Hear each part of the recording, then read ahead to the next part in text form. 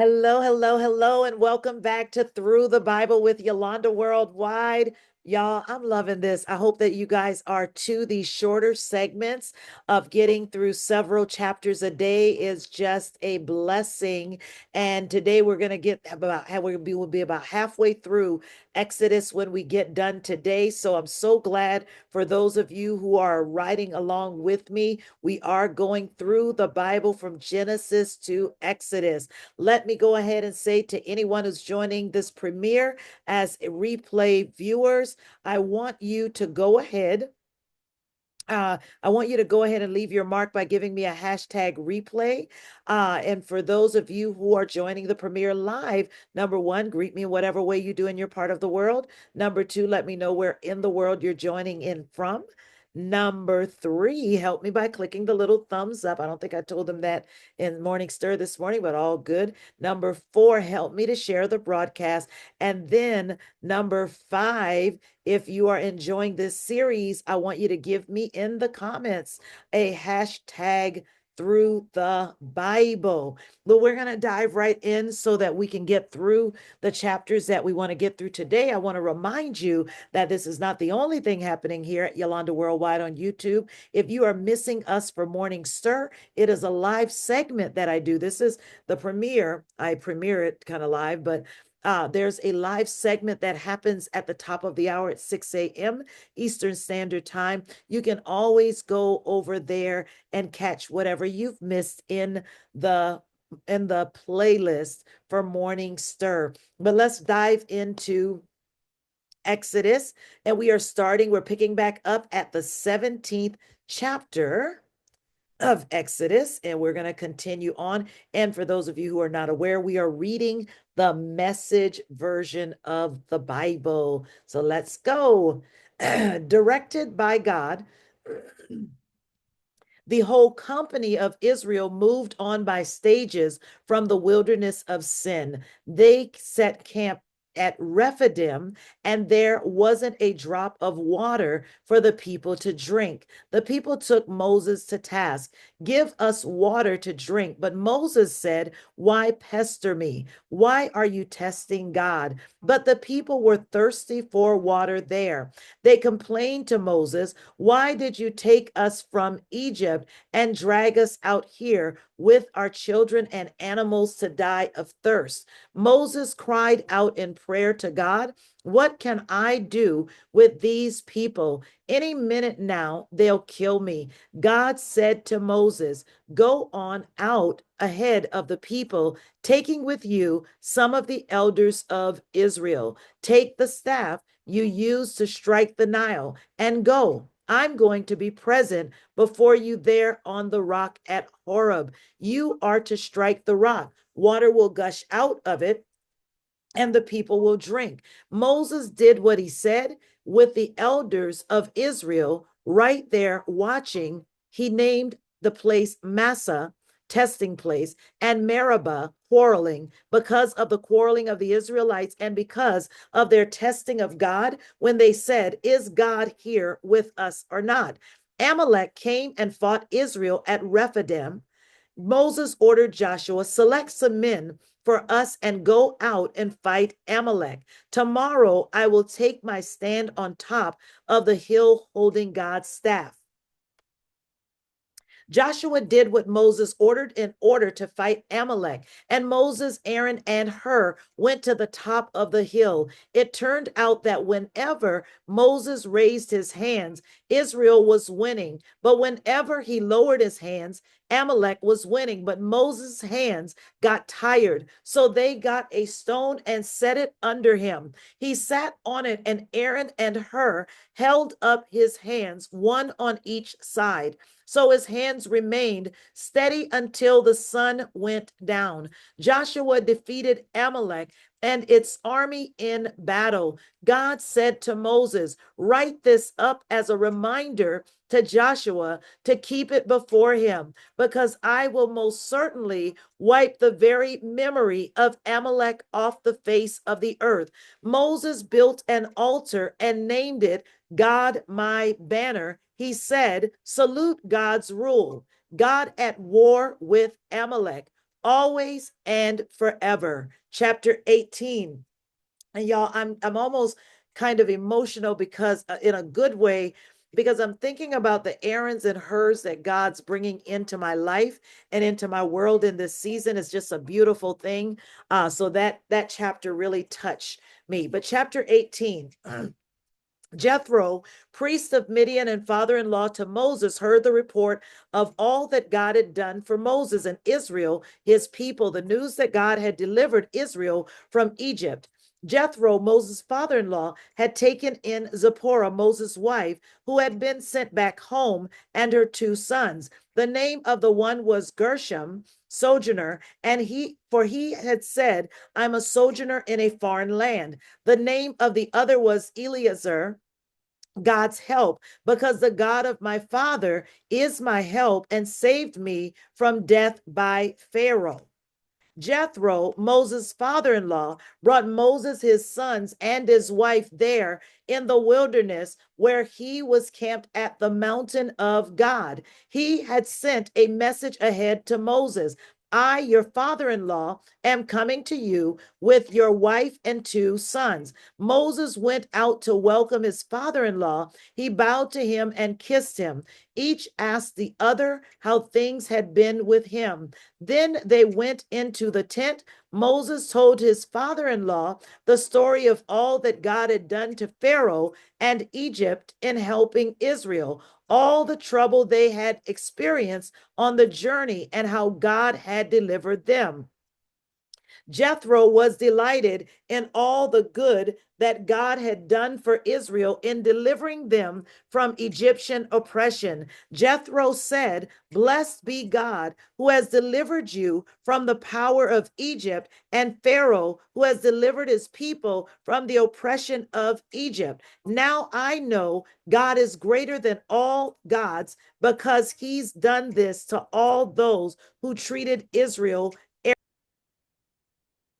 Jethro, Moses' father in law, brought a whole burnt offering and sacrifices to God, and Aaron, along with all the elders of Israel, came and ate the meal with Moses' father in law in the presence of God. The next day, Moses took his place to judge the people. People were standing before him all day long, from morning to night. When Moses' father in law, all saw all that he was doing for the people, he said, What's going on here? Why are you doing all this and all by yourself, letting everybody line up before you from morning to night?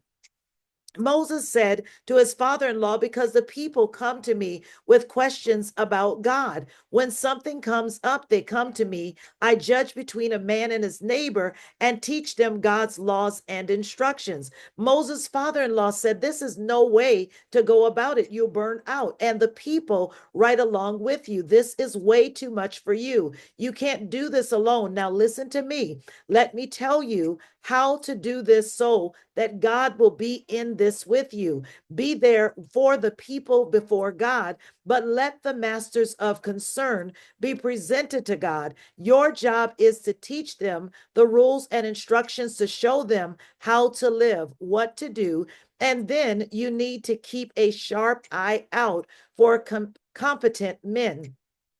Men who fear God, men of integrity, men who are incorruptible, and appoint them as leaders over groups organized by the 1,000, by the 100, by the 50, and by 10. They'll be responsible for the everyday work of judging among the people. They'll bring the hard cases to you, but in the routine cases, they'll be the judges. They will share your load, and that will make it easier for you. If you handle the work this way, you'll have the strength to carry out whatever God commands you, and the people in their settings will flourish also. Moses listened to the counsel of his father in law and did everything he said. Moses picked competent men from all Israel and set them as leaders over the people, who were organized by the 1,000, by the 100, by the 50, and by 10. They took over the everyday work of judging among the people. They brought the hard cases to Moses, but in the routine cases, they were the judges. Then Moses said goodbye to his father in law, who went home to his own country. Chapter 19. 3 months after leaving Egypt, the Israelites entered the wilderness of Sinai. They followed the route from Rephidim, arrived at the wilderness of Sinai, and set up camp. Israel camped there facing the mountain. As Moses went up to meet God, God called down to him from the mountain, "Speak to the house of Jacob. Tell the people of Israel, you have seen what I did to Egypt and how I carried you on eagle's wings and brought you to me. If you will listen obediently to what I say and keep my covenant, out of all peoples, you'll be my special treasure. The whole earth is mine to choose from, but you're special, a kingdom of priests, a holy nation. This is what I want you to tell the people of Israel." Moses came back and called the elders of Israel together and set before them all these words which God had commanded him. The people were unanimous in their response. Everything God said, we will do. Moses took the people's answer back to God. God said to Moses, "Get ready. I'm about to come to you in a thick cloud so that the people can listen in and trust you completely when I speak with you." Again, Moses reported the people's answer to God. God said to Moses, "Go to the people. For the next 2 days, get these people ready to meet the holy God. Have them scrub their clothes so that on the third day they'll be fully prepared, because on the third day God will come down on Mount Sinai and make his presence known to all the people. Post boundaries for the people all around, telling them, warning, don't climb the mountain, don't even touch its edge.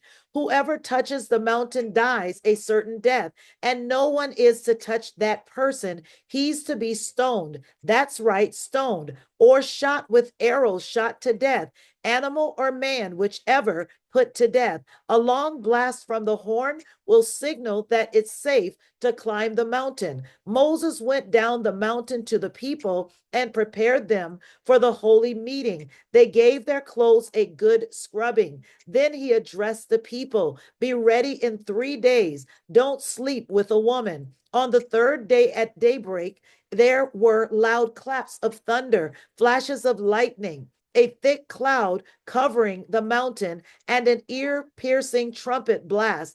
Everyone in the camp shuddered in fear. Moses led the people out of the camp to meet God. They stood at attention at the base of the mountain. Mount Sinai was all smoke because God had come down on it as fire. Smoke poured from it like smoke from a furnace. The whole mountain shuddered and heaved. The trumpet blast grew louder and louder. Moses spoke and God answered in thunder. God descended to the peak of the mountain of Mount Sinai. God called Moses up to the peak and Moses climbed up. God said to Moses, "Go down, warn the people not to break through the barricades to get a look at God, lest many of them die." And the priests also warned them to prepare themselves for the holy meeting, lest God break out against them. Moses said to God, "But the people can't climb Mount Sinai. You've already warned us well, telling us post boundaries around the mountain. Respect the holy mountain." God told him, "Go down and then bring Aaron back up with you. But make sure that the priests and the people don't break through and come up to God, lest he break out against them." So Moses went down to the people. He said to them, Chapter 20, God spoke all these words: "I am God, your God, who brought you out of the land of Egypt, out of the life of slavery. No other God, only me. No carved gods of any size, shape, or form of anything, whatever, whether of thing." whether of things that fly or walk or swim, don't bow down to them and don't serve them, because I am God, your God, and I am most jealous God, punishing the children for any sins their parents pass on to them, to the third and yes, even to the fourth generation of those who hate me. But I'm unswervingly loyal to the thousands who love me and keep my commandments. No using the name of God, your God, in curses or silly banter. God won't put up with the irreverent use of his name. Observe the Sabbath day to keep it holy. Work 6 days and do everything you need to do. But the seventh day is a Sabbath. Your God. Don't do any work, not you, nor your son, nor your daughter, nor your servant, nor your maid, nor your animals, not even the foreign guests visiting in your town. For in 6 days God made heaven, earth, and sea, and everything in them. He rested on the seventh day. Therefore, God blessed the Sabbath day. He set it apart as a holy day. Honor your father and mother so that you live a long time in the land that God, your God, is giving you. No murder, no adultery, no stealing, no lies about your neighbor, no lusting after your neighbor's house or wife or servant or maid or ox or donkey. Don't set your heart on anything that is your neighbor's. All the people experiencing the thunder and lightning, the trumpet blast, and the smoking mountain were afraid. They pulled back and stood at a distance. They said to Moses, "You speak to us and we'll listen, but don't have God speak to us or we'll die." Moses spoke to the people, "Don't be afraid. God has come to test you and instill a deep and reverent awe within you so that you won't sin." The people kept their distance while Moses approached the thick cloud where God was. God said to Moses, "Give this message to the people of Israel. You've experienced firsthand how I spoke with you from heaven. Don't make gods of silver and gods of gold and then set them alongside me. Make me an earthen altar. Sacrifice your whole burnt offerings, your peace offerings, your sheep and your cattle on it. Every place where I cause my name to be honored in your worship, I'll be there myself and bless you. If you use stones to make my altar, don't use dressed stones. If you use a chisel on the stones, you'll profane the altar. Don't use steps to climb to my altar, because that will expose your nakedness. Glory to God. We are halfway through the book of Exodus. I'm going to let you go really quickly this morning. But again, if you have just jumped into this and you don't even know what's going on, we are reading through the Bible from Genesis to Revelation this year. We are well into halfway through the book of Exodus. So we've already read all of Genesis, and we're going to continue moving on. And we're reading in the Message version. I call it the ghetto version. But I'll see you again tomorrow. If you've missed Morning Stir, go to that playlist. You'll be able to catch what we're doing there as well, right here on YouTube. But for now, I love you with the love of Jesus, and I'll see you guys really, really, really soon. Okay, love you guys. Have an amazing day.